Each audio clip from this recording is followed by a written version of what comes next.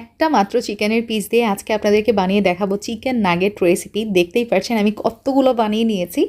আর এই রেসিপিতে থাকবে চিকেন নাগেট তৈরি করার কতগুলো সিক্রেট টিপস অ্যান্ড ট্রিক্স, যেটা ফলো করে আপনারা বাসাতে যদি এই রেসিপিটা ট্রাই করেন তাহলে অ্যাজ ইট ইজ রেজাল্ট পাবেন। লাইক আমরা বাইরে থেকে যেরকম মানে নাগেটস কিনে থাকি সেরকমই টেস্ট পাবেন, আর একবারে বাহিরের নাগেটসের মতো হবে জুসি অ্যান্ড সফট। আর এটা ফ্রোজেন করবেন কিভাবে সেটা টিপস তো বলেই দিব। So without any further delay let's start our cooking.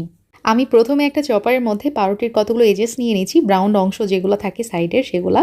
তবে আপনারা চাইলে পাউরুটির যে সাদা অংশ সেটা দিয়েও করতে পারেন। তো আমার কাছে যেটা ছিল সেটাই ব্লেন্ড করে নিলাম।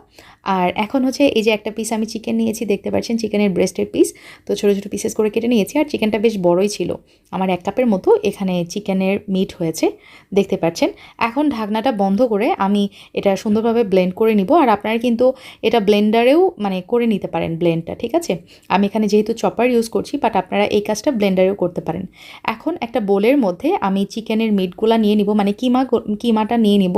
ফাইন কিমা লাগবে আমার এখানে। এখন আমার লাগছে ব্রেড ক্রাম, যেটা একটু আগে আমি ব্লেন্ড করে রেখেছিলাম। তার সাথে দিয়ে দিলাম গোলমরিচ, এখানে ব্যবহার করেছি 1 চা চামচ, চিনি ব্যবহার করেছি 1 চা চামচ, তার সাথে দিয়ে দিলাম লবণ 1 চা চামচ। আরও লাগছে আমার হচ্ছে লাল মরিচের গুঁড়া, ঠিক আছে, আমি এখানে 1/2 চা চামচ ব্যবহার করেছি। আদা এবং রসুন বাটা মিলিয়ে আমি এখানে দিয়ে দিলাম 1 চা চামচ। বাটার ব্যবহার করেছি 1 চা চামচ, মোস্ট ইম্পর্ট্যান্ট একটা ইনগ্রিডিয়েন্টস, এটা দিলে নাগেটস কিন্তু অনেক সফট হয়। তার সাথে মেয়োনিজ ব্যবহার করেছি, this is my homemade mayonnaise, 1 চা চামচ ব্যবহার করেছি। আর মেয়োনিজ দিলে এই নাগেটসের মধ্যে কিন্তু জুসিনেসটা মানে চলে আসে। হোয়াইট ভিনেগার অথবা সাদা সিরকা আমি এখানে ব্যবহার করেছি 1 চা চামচ, আর এটা ব্যবহার করলে নাগেটস কিন্তু অনেক দিন পর্যন্ত ভালো থাকবে। আর তার সাথে দিয়ে দিচ্ছি হচ্ছে সয়া সস, আমি এখানে 2 চা চামচ ব্যবহার করেছি। তো এখন আর কি সব কিছু দেওয়া কমপ্লিট, সব কিছু উপকরণ একসাথে খুব ভালোভাবে মিক্স করে নিয়েছি। এখন একটা ট্রের মধ্যে আমি সামান্য তেল মাখিয়ে নিলাম এবং এর ওপরে আমার মিশ্রণটা হাত দিয়ে চেপে চেপে ছড়িয়ে দিচ্ছি। এখন একটা ছুরি দিয়ে আমি মানে ইভেনলি এটা কাট করে নিয়েছি আমার পছন্দ মতো। আর একটুখানি নিচ থেকে সরে নিয়ে আমি এখানে অন্য শেপ দিব, সেটা আপনাদেরকে দেখিয়ে দিচ্ছি। সেটা হচ্ছে এই যে লাভ শেপ, এটা আপনাদের দুলা ভাইয়ের জন্য একটু স্পেশাল করে কয়েকটা বানিয়ে নিলাম। তো দেখতে পাচ্ছেন আমি কিভাবে করছি। এটা একটা কুকি কাটার দিয়ে করে নিতে পারেন, অথবা 3 কোণা অথবা রাউন্ড শেপ, যার যেটা ইচ্ছা সেভাবে শেপ দিয়ে নিতে পারেন। আর এভাবে একটু ডিফারেন্ট করে তৈরি করলে বাচ্চারাও অনেক লাইক করে।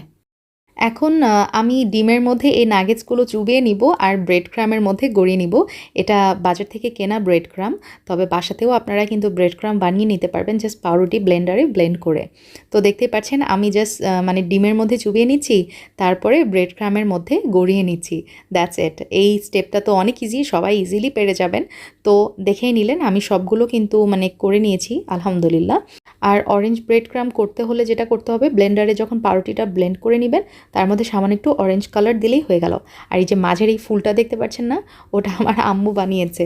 ও আরেকটা ইম্পর্টেন্ট টিপস, সেটা হচ্ছে যে আপুরা রমজান মাসকে ঘিরে এরকম ফ্রোজেন আইটেম নিয়ে বিজনেস করতে চাচ্ছেন, তারাও কিন্তু এভাবে ইজিলি বানিয়ে সেল করতে পারেন। ইনশাল্লাহ ঈদের মাসে একটা ভালো অ্যামাউন্টের লাভ আপনারা পেয়ে যাবেন।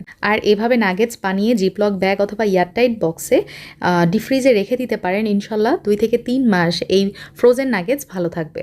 আর এখন কতগুলো চিকেন নাগেটস আমি আপনাদেরকে ভেজে দেখাচ্ছি। এটা একটু ডুবো তেলে ভেজে নিতে হয়, তাহলে কালার এবং প্রপার কুকটা হয়, ঠিক আছে।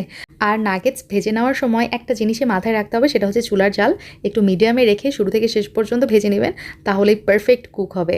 আর আমার নাগেটস আলহামদুলিল্লাহ কি পরিমাণ জুসি হয়েছে আপনারা নিজেরাই দেখেন এবং বিচার করেন, আমি কিছু বলবো না।